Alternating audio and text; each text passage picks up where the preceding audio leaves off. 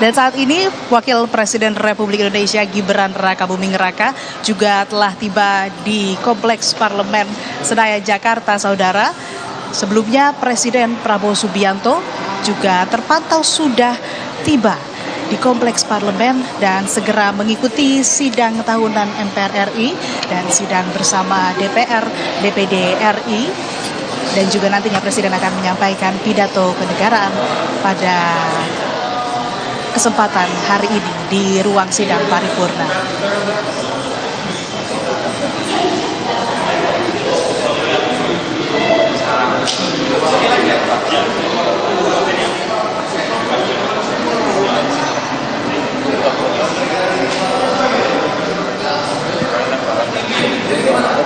Oke, tadi kalau kata Mas Sarmuji, ini jadi momentum bersih-bersih, bebenah meskipun ini masih awal, belum genap 1 tahun menjabat. Kalau dari Mas Kunto sendiri, apa yang menjadi catatan dan bagaimana analisa Anda terhadap kinerja pemerintahan Prabowo Gibran?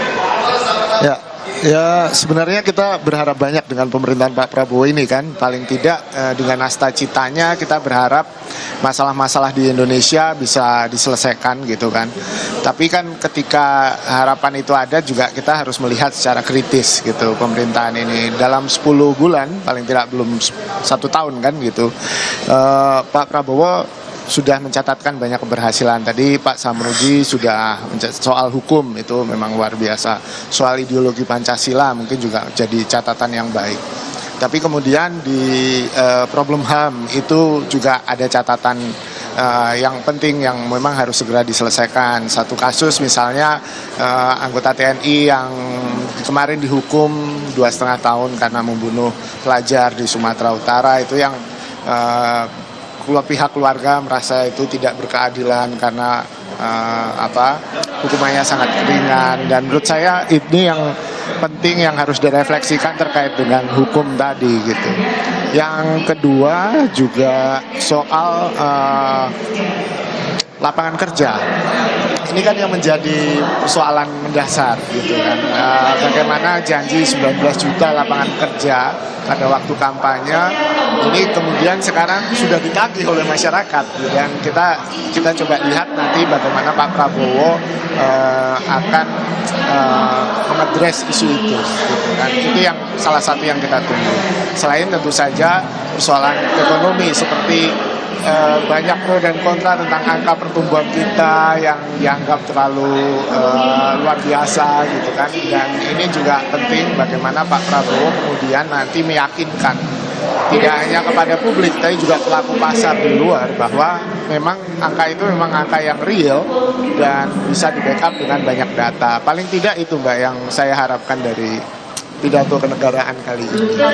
Kalau dari partai politik oposisi, penyeimbang, ini apa yang menjadi ekspektasi PDIP disampaikan dalam pidato kenegaraan ini? Isu apa?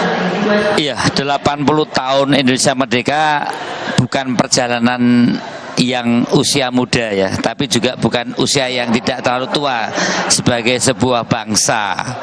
Kalau fase 1945 itu kan fase kita merdeka secara politik, merdeka fase di mana kita pengen lepas dari kolonialisme. Nah, persoalan sekarang fase 80 tahun Indonesia Merdeka itu adalah tantangan tersendiri buat Pak Prabowo.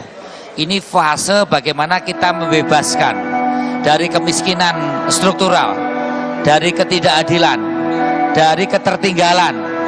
Ya, ini adalah sesuatu yang menjadi ujian Pak Prabowo, dan ini bisa kita wujudkan dengan sistem yang demokratis.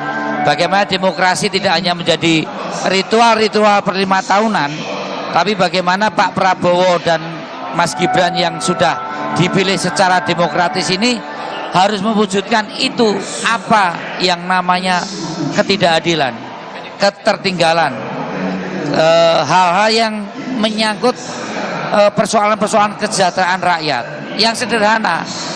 Kalau nelayan ya pengen solarnya ada dengan harga terjangkau, kalau petani ya pengen pupuknya ada, dan kalau panen bisa terjadi dengan baik.